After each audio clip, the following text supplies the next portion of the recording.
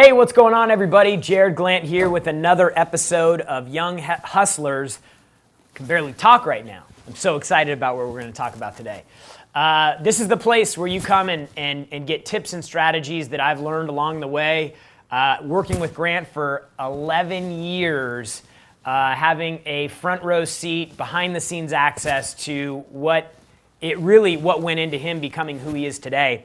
And so I'm excited to share something special with you today because, normally on this show I'm talking about like, hey, how can you go out and increase income? What can you do to convert more sales?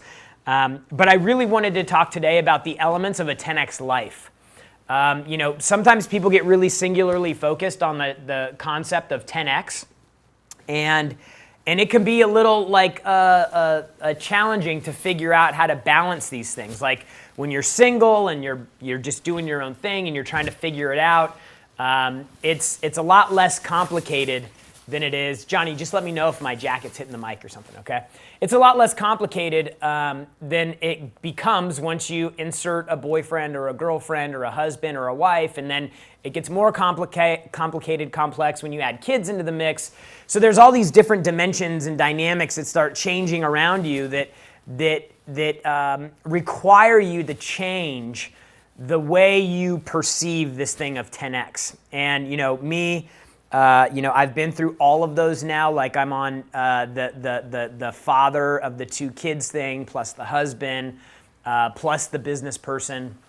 And so it can be a challenge to try to figure out all those things. And so really what I wanted to do today is just lay out because recently my wife and I have been going through a lot of this stuff because things are changing a lot in our life, and we want to make sure that that we are good. Because 10X in one area is not really what 10X means. 10X is about abundance in every area. It's about having it all in every area of life. It's not just about money or work or hustling or whatever you want to call it. It's like, dude, I'm 10X in every area, every aspect of my life, with my work, with my employees, with my friends, with my kids, with my parents, with my spouse, like all of these different things. And so I want to just kind of break down the three things that I'm really looking at and evaluating for my own life. And then I have a guest coming on today who's a friend of mine, and just I've been seeing some things lately that have just reminded me of the importance of the relationship that you have. And so I want to have him come on because he's got some really interesting perspectives and a great story that he'll share with you. So let's jump right in today. Okay, so the three areas that I really focus on when I'm evaluating my life and where I'm at are as follows. Number one, let's get a different size here. Okay, good. So number one is self. So what does it really mean, for you to be 10X, for yourself? Like when you are asking yourself questions about who you are, what you believe in, what you stand for, the things you want to accomplish in life, are you a 10X person? And I think that, you could talk about the attributes of 10X being perseverance or motivation or persistence or being relentless or grit. I think that all of those traits are important, but when I think about myself, I think that the traits are a byproduct of something bigger. And so I wanted to break this into three categories. Number one is purpose. And so this is kind of this could be a challenging one, I think, to confront for people because there's often so much input from different areas, from social media or from friends that and I'm really just speaking from personal experience here. What is my purpose? What am I all about? Because, you can be easily caught up in chasing things that are not really contributing to your purpose and that are kind of they're borrowed. It's like a borrowed purpose from somebody else. And so I think to be 10X, you really have to dig down and figure out what is your purpose? For me, my purpose is like the thing that gets me excited is creating an amazing family, creating an amazing business. And in my business, I'm actually helping people. Like I've always been my entire life, like I've always been the first one to offer help. I've always been really like when friends are going through tough times, like I always want to help them. Like I've just deep inside me, like I have this desire to help. And so like for me, I'm looking at, okay, well, in my relationship, what can I do? Like if my relationship isn't right, like I have this desire to help. So like deep down, like I'm like, I have this purpose, like I want to help people. I want to have a family that is strong and productive, and like my kids grow up to be something remarkable and amazing, and I'm all in with my wife at the time. Like and this isn't like as of right now. Like I'm thinking about this when I started making my move, if you want to call it that, with Grant. I'm making $2,500 a month at the time. I'm sleeping on an air mattress. I'm like, what is my purpose? I'm like, dude, I want to help people. I want to make money doing it. I want to have an amazing family, and I want to be the guy in my family that people look at and go, hey, the reason we have what we do today is because your grandfather, your great-grandfather, he made sacrifices that few people are willing to make. He did things that few people are willing to do, and he created an opportunity for us to have more freedom and more choices in the way that we live our life. So for me, like your grit, your determination, your focus is all going to come from the purpose that you have. And so like I would challenge you to really start thinking about like what are those things that are important to you? And what always helps is to actually write stuff down. Like you can get into the habit of like thinking about things, but there's just something like when you start writing stuff down on paper, it all changes. Like it becomes something that now exists in the physical universe. And I think that this is a conversation that people don't have enough. And because they're not constantly asking themselves questions about this, that's when you start adopting these other things. And so it would be like, I would encourage you to start asking yourself questions about like, what is your purpose? What is the thing that gets you excited? Like I make incredible money doing what I'm doing, but I love doing what I'm doing. Like I remember when I had a job and I was making 20 grand a month, and I wasn't in love with what I was doing. Like it was a job, but like I was excited because I was making money. I'm not excited to help people. Like when we have events right here, like literally just walking over, 10x360 is happening right now. I'm going into the bathroom to take a leak before I come on the show. And a guy's in there next to me, and this is first time he's been in the office. He's like, dude, I went to GrowthCon 2017. My brother and I are partners in a construction company. He said, go see if this Grant guy's legit. He came to the event. He's like, dude, he called his brother. He's like, this is amazing. It's awesome. It's incredible. I just spent 40 grand on Cardone University for the team. We're going to blow up. And his brother's like losing his mind, freaking out because he just spent all this money. But their business went from, they did 700 grand in 2017. They did 4.8 million this year. Like that's such a significant change. Like that makes me so happy. It makes me so gratified to see that. Like that's how I know that that's something that registers for me on the purpose line, because I'm seeing people be more successful. And then that allows them to then do the things that they want to do in their life, take care of their family, make more impact, hire more employees, grow their company, serve more people, et cetera, et cetera. So I would really challenge you, like, is your purpose art? Is your purpose creating beauty for people? Is your purpose to lead? Is your purpose like to give back? Maybe charity, like some people have this philanthropic just bug inside them, and they devote their whole lives to it. So in order to be 10x, you have to define like what is your purpose and take a stab at it. It can change. Like my purpose, although it started out the way that it did, it became more and more meaningful once I got married. It became more meaningful. Once I had kids, it became even more meaningful. So get down on a sheet of paper, what is your purpose? Second thing in self is you have to start figuring out what your goals are. So like when you start thinking through like what do I want out of life? Yeah, like the purpose is important because that's the thing that feeds you, right? But the goal is the actual marker of the thing that you're going to work towards. It's like your purpose is this thing that you want to define how you live your life.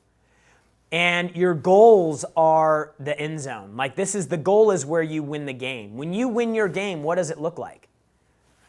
Like if I want to be that switch, that tipping point, that catalyst, when I want to be that thing that changes everything in my family and generations, like what is actually required to do that? So if I want to do those things, like I'm writing down $1 million a month in income, $100 million net worth, Sandy making $2 million a year in her business, like best dad ever, best husband ever. Like these are the goals that I'm writing down. Like I can't accomplish these goals this year, but these are the things that get me excited to continue to remind me and reinforce the purpose. So it's constantly figuring that out. And I literally could come on the show and talk about goals every single episode, every single week, because it's the most important thing that you'll do in life is put the marker and the goalpost out there for that thing that you're driving towards. Without goals, the things that should have zero significance become significant because there's nothing contextually to bounce them off of. Like if you get in a car accident and there's damage and you maybe your insurance doesn't cover X, Y, or Z, or your car breaks down and you got to pay to get it fixed. Like if you're stuck in the muck of today and you don't have anything big that you're focused on, that you're driving towards, dude, all the insignificant problems have so much significance. But when you have people that are around you that have massive goals, like Brandon, Grant, like two guys that I'm very connected to and I'm with almost every day, with Grant more so than Brandon. Like these guys have such massive monster goals, like the bumps in the road are so insignificant. Maybe a little bothersome, but like if you have things in your life that are happening to you that are like, oh my gosh, this is so significant. Oh my gosh, why is all this stuff happening? Like if you have things like that are happening in your life, I guarantee you have terrible goals. Your goals are not big enough. Because when your goals are big enough, like you'll run through brick walls, you'll walk through glass barefoot, like you'll put up with, your tolerance for problems becomes so much more significant because the goal and the thing that you're chasing becomes more significant. And so like the 10X life requires you to define these things. And I'm telling you, like these are things that I did not define on my own for a while in my life till I was in my mid-20s. And I was lost. Like I was literally like, what am I going to do? Where am I going to go? How am I going to get there? I had no idea what destination I was going for. I literally left on a road trip of life and just started driving around aimlessly wandering because I literally had no idea where I was even supposed to be driving to. So that is the importance of having these things, because once you have defined your purpose, and then once you've defined your goals to the point that they're exciting, then you start developing these traits that are all over the back of the wall: driven, mission, obsessed, ambition, possibility, opportunity, excellence. We have this big mural on the back wall in our studio here. Like you develop those traits because these things they consume you in the best way possible. And so like if you're like, man, I just feel like I'm misfiring right now, like I'm a fraction of what I should be or what I could be, you need to start defining these things here. And then this is probably in this area, the area that I need to do the most work in. Spirituality. I think there's only one L. Whatever. Spirituality. Like everybody's going to have a different definition of what this is. But there is something different when you enter the spiritual realm that happens to you because it makes you think of things in such a eternal way, And everybody has their own way to find their way through this. Like Like in my life, I grew up, we went to church every Sunday, Christian household, very strict parents in terms of like, letting me be a kid, and like the rules were strict. I mean, like growing up, my mom didn't want me going trick-or-treating because she thought Halloween was demonic. Yeah, so like she was like the pastor's, like the office manager at the church. My uncle was one of the pastors. Like we grew up with this church. So like I grew up with a very religious household. But the problem is that it was very pushed on me.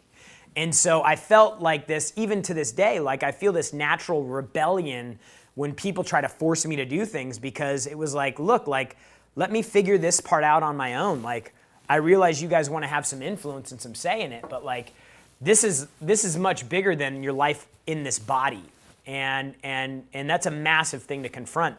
But when you can confront it and you can figure out what that means for you, then everything else that you do has more meaning. And it makes you grateful for the gifts that have been given to you. It makes you more aware of things that happen outside of this life, and why things happen, and who creates things, and so look, I just would challenge everybody to figure out ways that you can tap into this spiritual side of who you are as a human being, because there is a limitless amount of power and potential when you get into that realm. That'll get really deep really fast, so I'm just trying to kind of blast through that one. But figure out what that means for you. Figure out what that means to have some higher sense of purpose through spirituality. Okay, so this is the box number one for me. Like I'm going through and I'm constantly evaluating these things to make sure that I'm still in alignment with them, that they're still indicative of who I am, who I want to be, who I want to become, the impact that I want to have. And really, like, this is roadmap, right? Like this is the direction of life. This is the destination, if you will. Okay? This is the destination of where I want to go in life. The next thing that has to happen is once you get the destination, you have to figure out what the directions are. And that's where you start talking about business. And so when you look at your business, the thing you do for money, whether you own a business or you don't, you're employed by somebody else, like let's just categorize this as business. Like Grant always says, like you are in the business of you. You are the CEO of your life. You are the owner of that business, regardless of how that's defined on paper. Like, what are you doing in these areas, in this business bucket? What are you doing in this to be 10x? Like the first thing that you have to confront is this. And I'll just put marketing, but this is also brand. Like, who do you promote? Like, how does that purpose that you have drag into the business? When you get all of these things aligned, that's when you become powerful, okay? So when you look at business, like what are you doing to 10x your brand or your marketing? What are you doing on social media? What are you doing to learn about new things that are changing? Because this thing, marketing, changes all the time. Like these NFTs that are out now, like this is a marketing tool. Like this isn't some currency. Like this is a marketing tool. The marketing tool for art, it's a marketing tool for events, it's a marketing tool for products, it's a marketing tool for services, it's a marketing tool for people. Like, what are you doing to stay connected at 10x levels with your marketing and your branding? What are you doing to remain 10x with your sales? Right? Like, this would encompass customers. What are you doing to be 10x with your customers? What are you doing to have a 10x sales presentation? Like again, think about 10x as like the max volume. And not like loud and fast, but like you are cranked up all the way and this thing is working. Where are the areas that you need to fix right now with your marketing and your branding? When you look at your sales cycle, your process, like where are the areas that you need to do a better job? You need to ask better questions. You need to do more research on your product, on your customer, on the industry that you're in. You need to look at your sales presentation, like what do you need to do to make it more effective?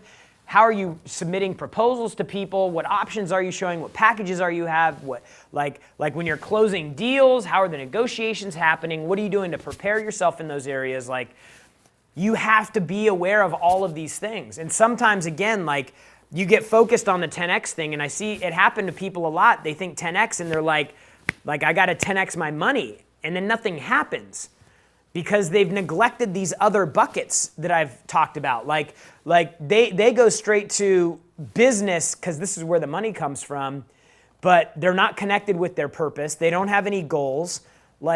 So they don't really have any direction or reason to push. And that's why I say you got to start with yourself as you're defining like what your 10X life means for you.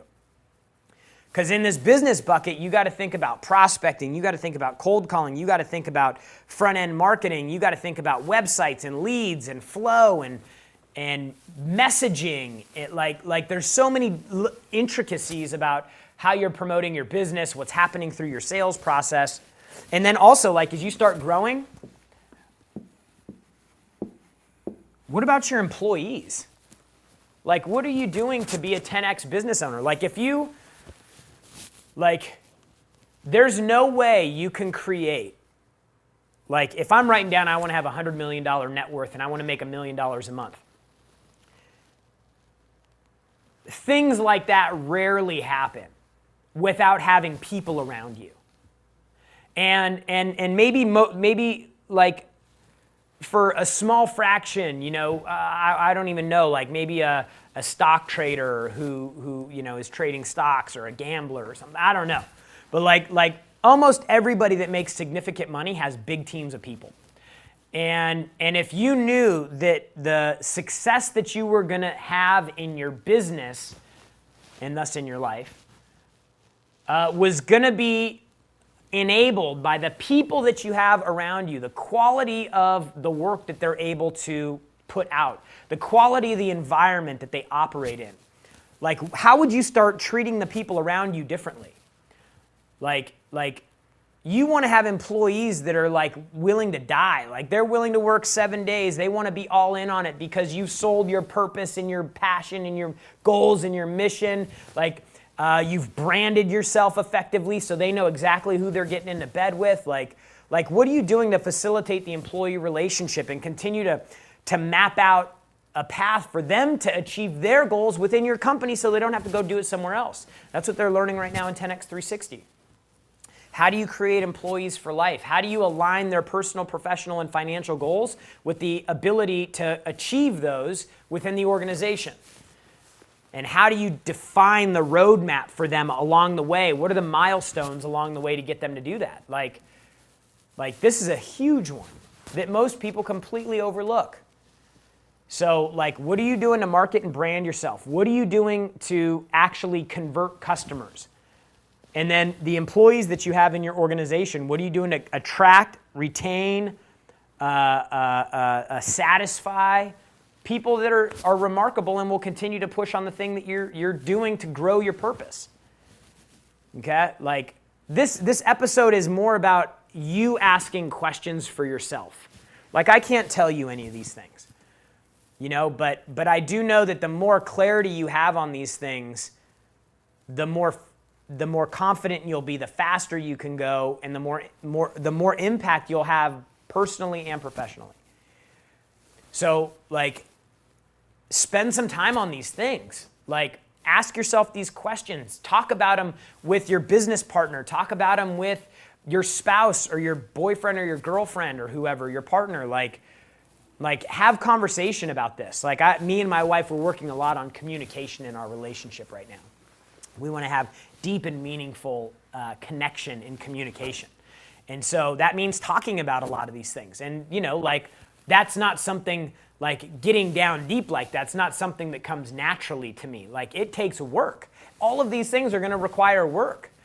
And if you're just focused on one little area and so far you're hearing this stuff and you're like, oh my gosh, this is crazy. How am I possibly going to That's a lot to confront. There's a lot of things happening there.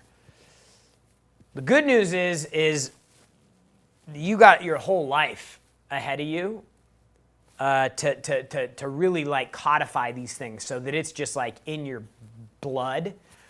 Don't worry about how long it's taken you to get to this point if this is a conversation that you're kind of confronting for the first time.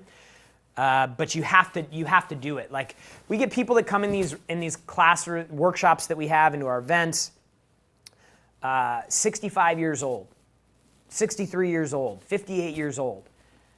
And whenever somebody is coming up to me and I can see that they're above 50, and they've got kind of like crazy eyes, they're just like, oh my gosh, I know what's going to come out of their mouth before they even say it. I can almost always guess it. They come up to me, man, hey, thank you so much. This has been amazing. Man, I wish I knew about this 20 years ago. Okay, like that is like one of the most, I don't know, because I figured this out, a different way to think and operate at 26. And I think about like, man, if I would have been running like this when I was like 18, 19, 20 years old, I could have saved myself a lot of like personal, emotional struggle. Like, but the good news is no matter how old you are, like the time to start is now. And to stay connected to a group of people that's going to continue to challenge you to think like this. Because the people you keep around you will determine the discipline that you have sticking to your business plan and your self plan. And that's why number 3 is relationships. Okay? So, like, what are the meaningful relationships that you have in your life? Okay? You have your family. Okay? Your kids, your parents, aunts, uncles, brothers, sisters. In this family bucket, I'm including everybody but the spouse, okay? Because that's a whole different dynamic, okay? But like, what are you doing to be 10x in your family? And sometimes that also means being 10x means that if you have family members that are counterproductive to the intentions that you have and the goals that you have and the purpose that you have, like, what are you doing to kind of silence them, like, and lower the volume internally on the things they say? And sometimes these are people that are very close to you, like, and if people don't have the same size goals, dreams, ambition that you have because of the purpose that you have, for some of them it's going to be very hard to understand why you do what you do. And so, like, your family's with you, you can't get rid of them, but you can control the volume of the things that they say. And you can control how much time you spend around them. But what are you doing to be the person that's constantly reinforcing 10x in your family? And being understanding of people's ability to know that, like, you think like the 1%. So most people are going to think you're a lunatic for doing and doing the things that you're doing. So who in your family is supporting you with 10x? Ask yourself this question, write it down. Who are the people in your family that will maybe be a naysayer? I wouldn't say a hater, because a naysayer can come at you like through the veil of love. Like, man, you don't have to work that hard. Man, you don't have to have it all. Aren't you? You've got so much. Everything's so good for you. You should just slow down a little bit. Like it can kind of come at you from that angle, but you have to be aware of it. So come up with a list. You need to know what you can expect from certain people. Come up with a list. Write it down on paper. If mom is the negative one, write mom. Write dad. If your uncle is the one that's all in and supportive, then write uncle on the other page, on the other side of the page. Okay? So one is family. Challenge yourself to be 10x with your family. What does that look like? If I were 10x in my family, it would look like, and then create the list.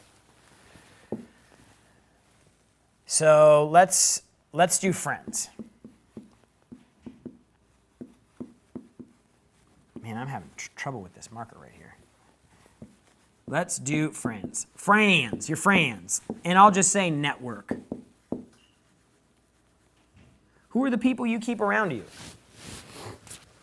Like, are you ruthless with the people you keep around you? Like, I decided a long time ago, I did not need to have a lot of friends. Some people have to have a lot of friends. Like, do you understand that if you hang out with a lot of different people, the likelihood that they are on the same page as you is very low. The more friends you get, the more people you hang out with, the likelihood that they're going to be in line with you continues to drop. You know, unless you do things like go to masterminds where people are, you know, for 25 grand, they're making they're doing a demonstration of cash to say, hey, this is who I am and what I'm about and who I want to be around. You know, but who are your 10x friends? And by 10x, I mean who is supportive of what you're doing.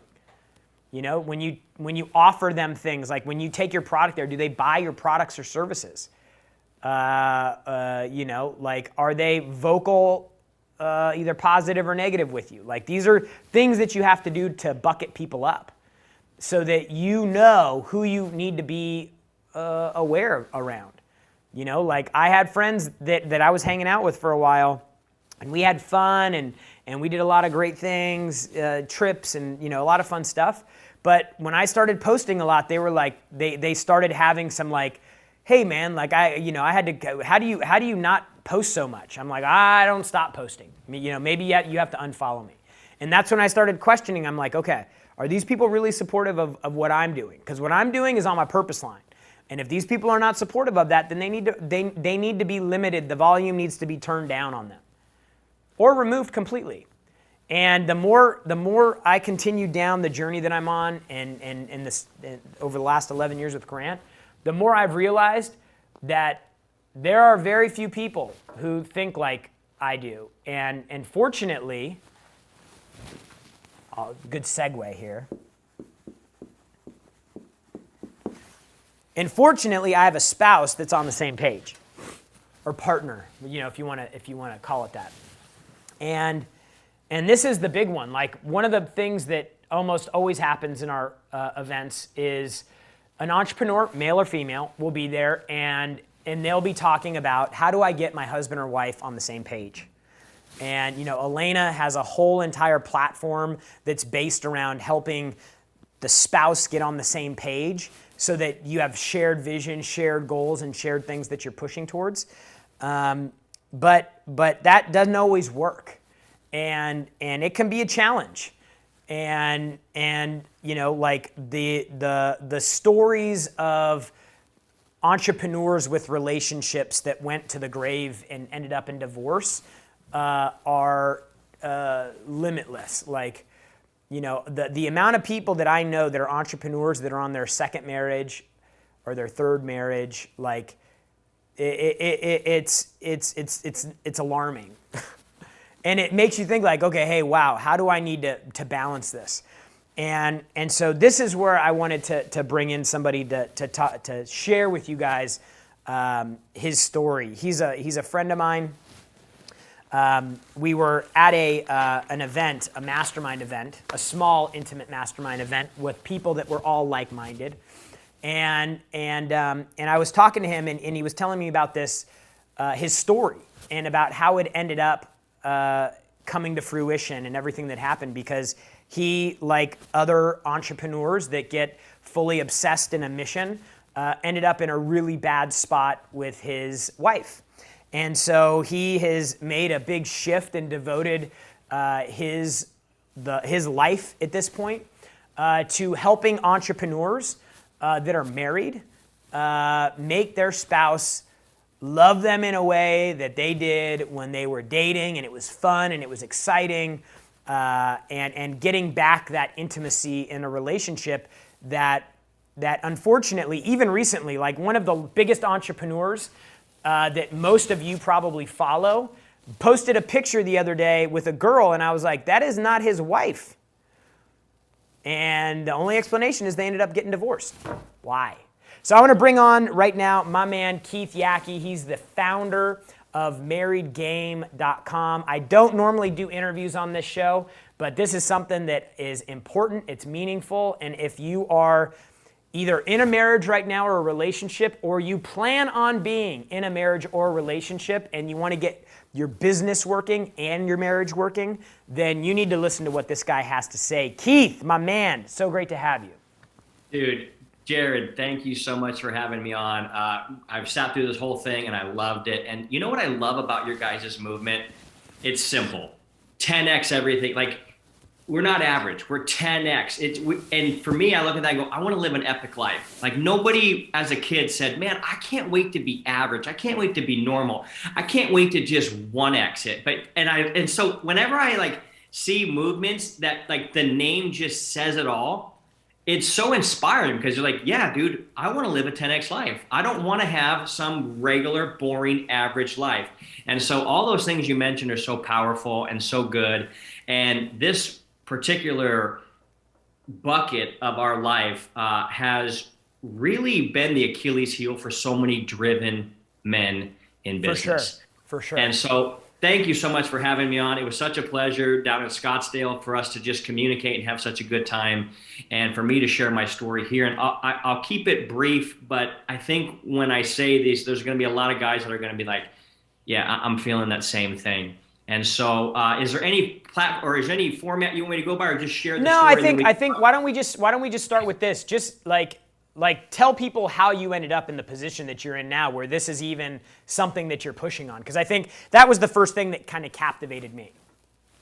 Yeah, for sure. So 5.5 years ago, we were about ready to move into our dream home, and my wife said this: "Hey, I'm going to help you move in to the dream home, but I'm not staying.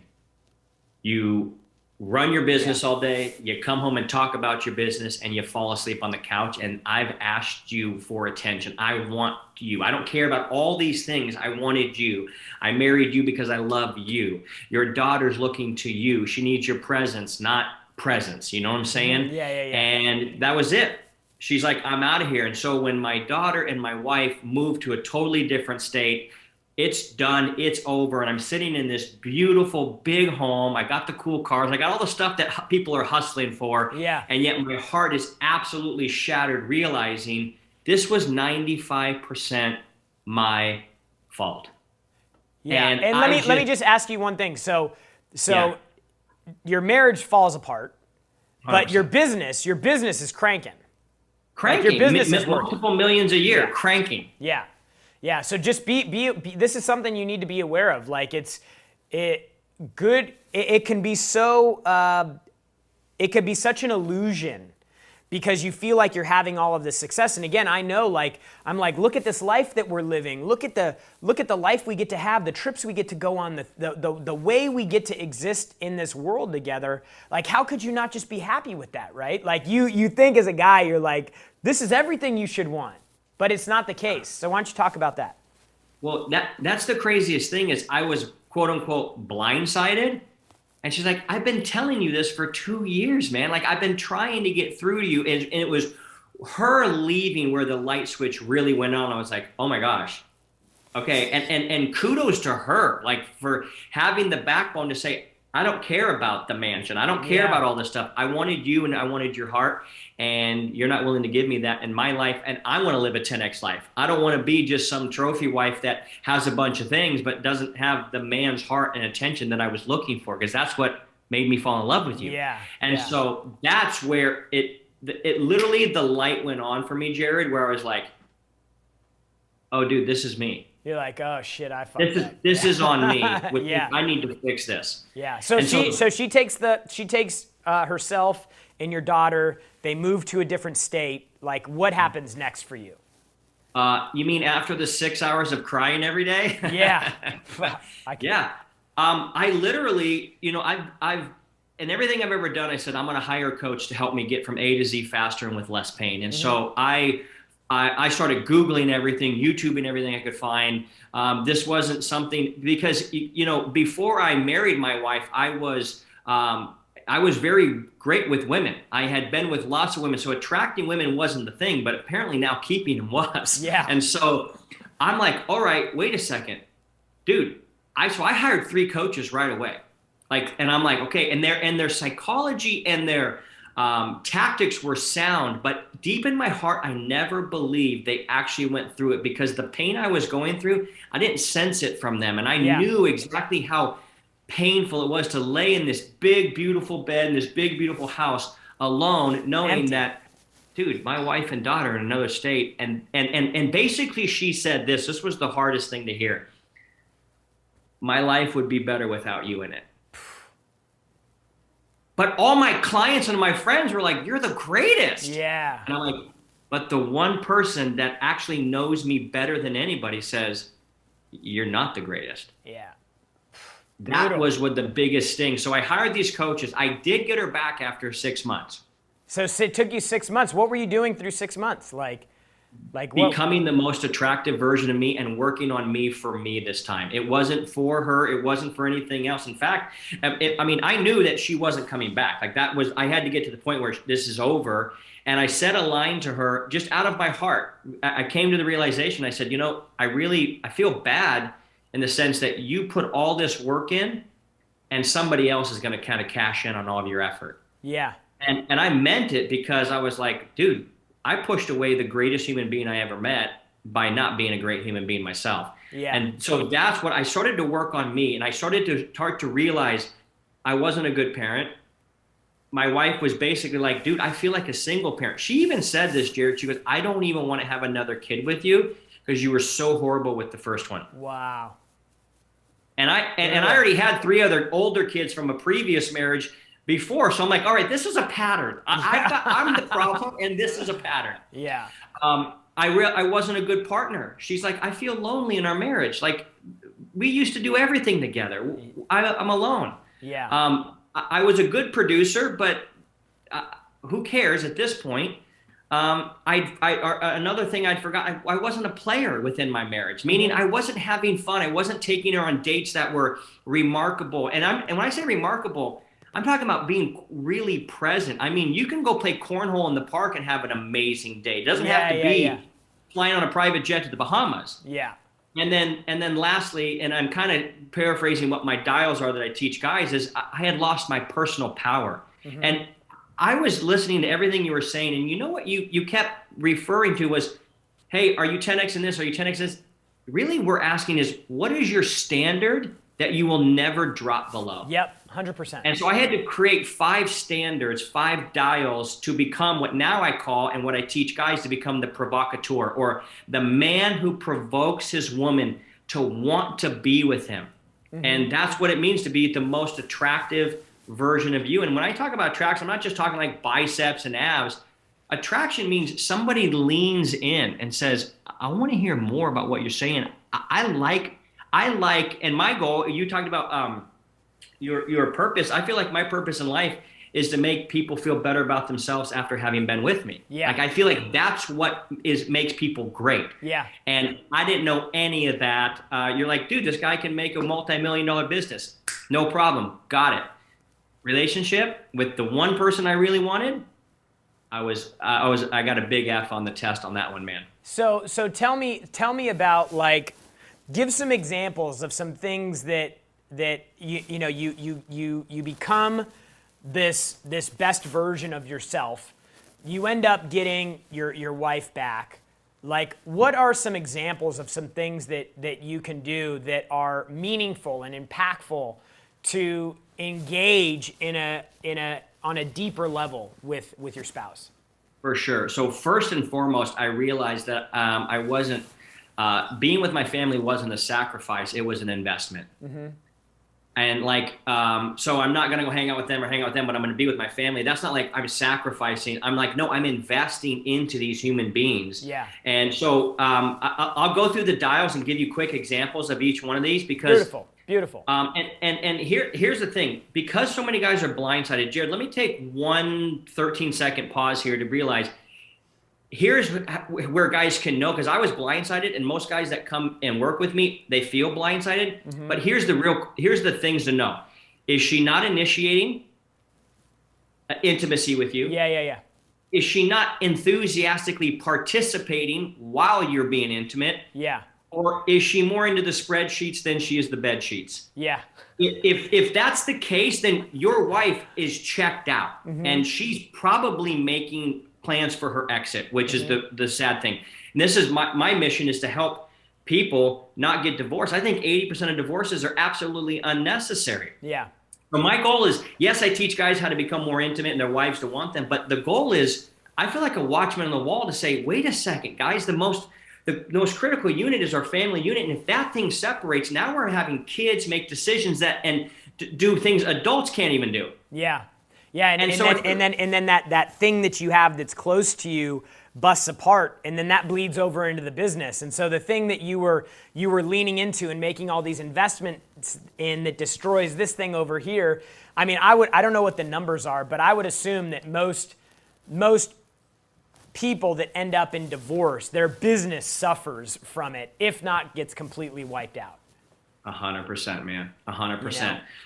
So I created a system over the last 5 years that helps guys. I've helped guys for the last 3 years. I started with helping guys get their ex back, which was a lot of fun. But in the process, it was, hey, let's teach guys how to be the most attractive version of themselves. Yeah. And when you become the most attractive version of you, I call it this is the real law of attraction. The more attractive you become, the more attractive the offers, the deals, the friends, and the spouses become that get pulled into your life. That's the real law of attraction. No doubt.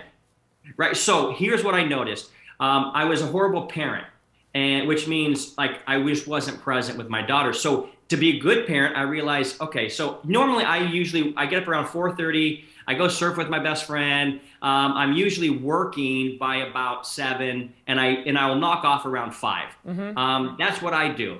And so let's say I'm going to go on a family date night. All right, tonight's family date night. Let's head out 5:15. Normally, I would be like, fixing stuff up around the office, and I would saunter down around 5:14 and 45 seconds and be like, I'm here. We ready? Yeah. And my wife has got my daughter ready. She's put her in the car. So now I go, dude, why don't I just show up 10 minutes early? And why don't I, as a dad, why don't I get my daughter ready? And why don't I spend that time getting her in the car? So my wife can come down at 5:14 and 45 seconds and be like, I'm ready. And be like, yeah. So we're talking, they're tiny nuances. And that's the other thing is when I teach guys, they go, oh, the most attractive version of me. It's 1 degree off from where you're at right now. And then it's another 1 degree. It's not, you look at my life and you be like, God, he's really massively disciplined. I'm 1 or 2 degrees off than you are every single day, which has caused me to look massively disciplined to somebody. Sure. So that's one example. A partner example. How have I become a better partner? My wife loves karaoke. Yeah. And we love having our friends. We have a really tight group of friends. I'm with you, dude. I have a lot of people that know me and that I know, but I've got 3 or 4 of my best friends that like we break bread and we live life together. For sure.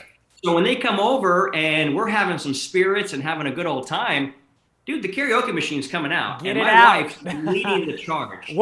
So what's your go-to karaoke song? Her and I, we like to sing. My go-to song is "Temple of the Dog." I don't mind stealing bread because I got that Eddie Vedder thing. That's my go-to. Or I like to sing Jeremy's Spoken Class. Okay, all right, I'm getting the vibe. I'm getting the rock vibe. She likes, dude, she can sing anything, and we sometimes sing a duet, but here's the problem. I got you, babe. Yes. She had this janky little karaoke thing that one of her friends bought her, and I didn't really think too much about it, but it kept breaking, and when people are drinking, then they want the sober people to fix stuff, and I'm like, we're not doing this. This is not 10X living right here, bro. So I went down to Guitar Center. I said, we're buying a PA system. I want speakers. I want microphones. I want mixing boards. If we're going to do karaoke, this is going to be the best karaoke ever. Yeah. and it's that investing. It's being that partner. I look at the partner dial. It's like being your wife's best friend, man. Yeah. Okay, producer dial, that's something. But here, I want to get to the player dial. This is where most guys really fall off. And by the way, the big punchline of all of this, if your wife's not initiating or participating or more into spreadsheets and bed sheets, it's one thing. She's just not attracted to you anymore. Yeah. So everything comes down to attraction. And so when it comes to being a player in your marriage and having game, a lot of guys, they heard about date night, and a lot of people have made date night popular, but not a lot of people are doing it. Some guys are like, yeah, dude, we hit Home Depot and caught some Chick-fil-A on the way home. I'm like, dude, are you a construction crew? What are you guys? This is not a date. So here's a new standard, and I hope all the people listening to this will adopt this new standard, because you think about what date night is it's saying, I'm taking my wife, who's a mom, with sippy cups and Cheerios stuck to her forehead and all the other stuff, and I'm taking her out of this environment, and I'm taking her back to that environment where she was that goddess, she was that queen, she was that dancing machine, right? Mm-hmm. And I'm reminding her of who she was. She's not just a mom. She's an amazing human being that I used to go dancing with for 4 hours straight in the middle of the night. Like, that's what we used to do. So I'm reminding her that we are also a couple, but here's the date night standard. And this one, every guy loves. Well, they hate me for saying it, but they realize it's true. Every dude back in high school, there was that girl that every guy wanted to be with. And if you had an opportunity to take her on a date, I mean, you were planning it. You were going to pull out all the stops. Mm-hmm. What if you were single to this day and she showed up in your DMs and was like, hey, I'm single, you're single, take me on a date? What standard would that be for you? Would you be like, oh, I didn't get a shower, or oh man, I forgot to shave, or I didn't really plan anything? No, dude, you would be putting your time and energy all the way, like, all right, we're going to go here, we're going to do this. Mm-hmm. Why didn't you when you were first trying to get laid with your wife, you pulled out all the stops? For sure. Why have you stopped that now? That's the standard, man. Yeah. So those are some small examples. Yeah, and really, like, it's funny because the things that you're saying it's not like, for most guys, it's not like that's, like, these are foreign concepts or foreign language. Like, it's just the things you did. Like, when you were single, you were in the gym all the time. You were eating right. Like, you were trying to be fit, and so that you looked good. And then like, when that date came, you were thinking through, like, okay, what about this? Where are we going to go for here? What can we do here? What could I do that's a little bit different? Like, what type of conversation are we having? Like you get into that. And Sandy and I have been married for, I guess, 6 or 7 years now. She'd probably smack me for not knowing, but 6 or 7 years. And it's really easy to get sucked into routine. And fortunately, like, we have a lot of communication about the relationship. It's, I'm always the one that needs to be drawn back in, like, hey, focus. And so, like, but I do also a lot of things to make her feel special, to acknowledge her, like, listening to the things that they have to say.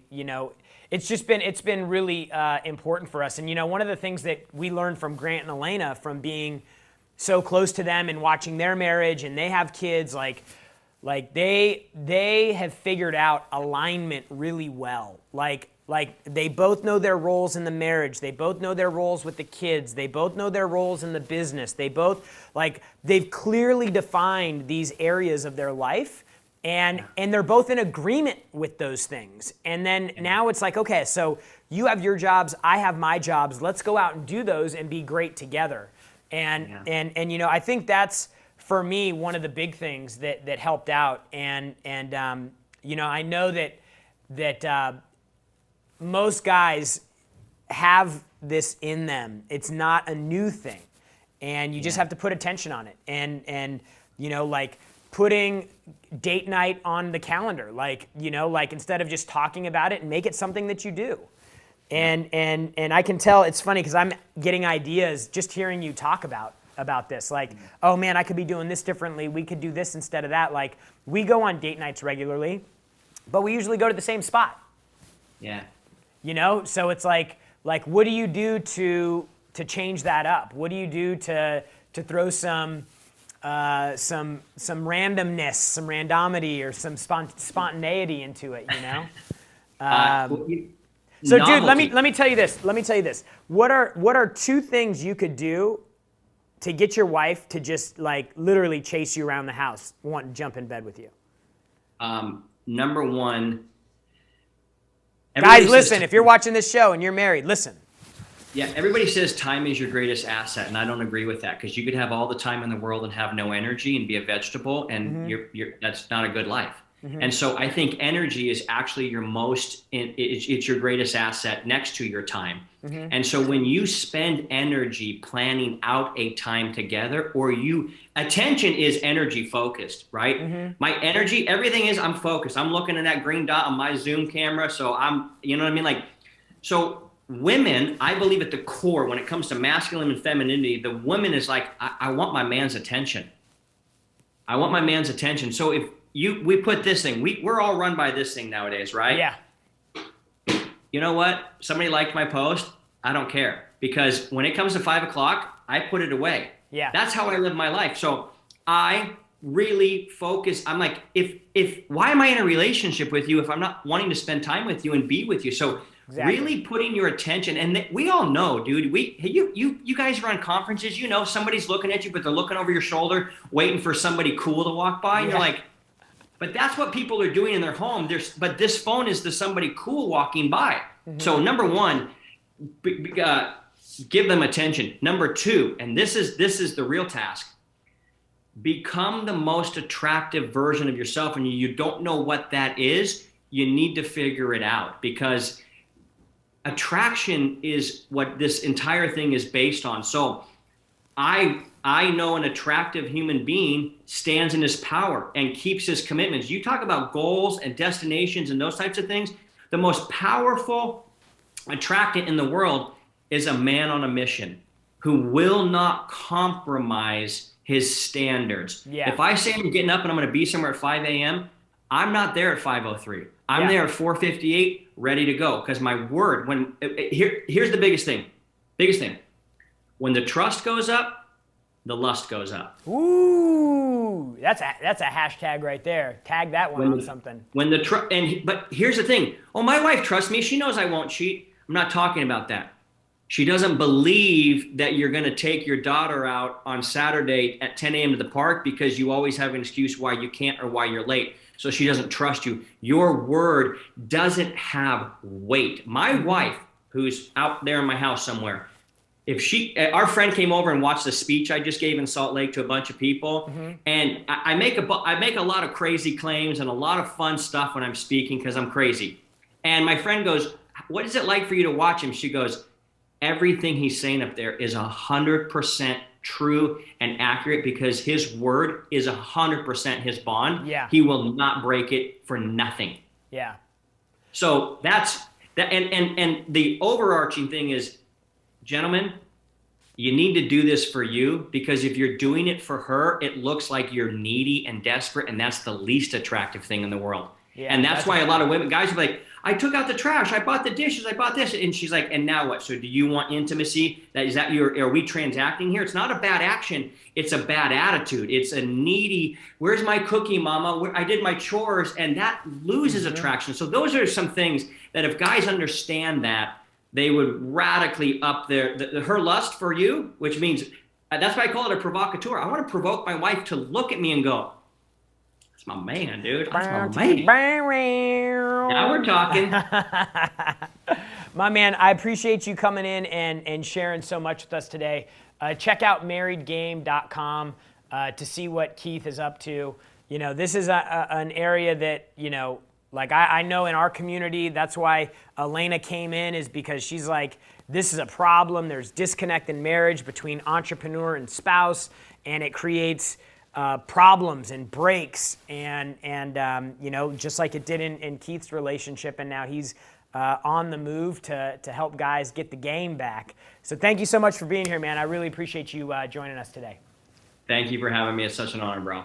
All right, so folks, you've heard it. The 10X Life. Who are you as yourself?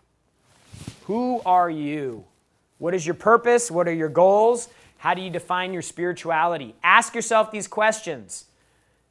Write it down on paper. Like, take notes. This is serious. This is about life. This isn't about a cold call. This is about like the reason you're making the cold call and how successful you'll be on the cold call. Number 2, your business. What are you doing to be 10x with your presence and your brand? What are you doing to be 10x with the way that you handle customers and conversion? What are you doing with the way that you handle and grow your employees? And 3, your relationships. Your family, your friends, and your spouse. Handle it. Because you can't be 10x. If any of these areas is not 10x, then you can't be 10x. So set your targets, like Keith said, like these are the standards that you operate by in each of these areas. If you don't have a spouse yet, what are those standards for you? You know, like with your friends, define what the standards are so that you understand those and that you're aware of them and you're thinking with them. So, man, I hope this show was helpful. Make sure you drop some love in the comments if you enjoyed this topic. Again, a little bit of a sidestep from what I think most people would normally expect when they come to this show, but it really, really is an important thing to be thinking with as you are going out and trying to 10x your life. So thank you so much for being here. Remember, the only people who condemn the hustle are the ones who've given up on the hustle themselves. We'll see you next week.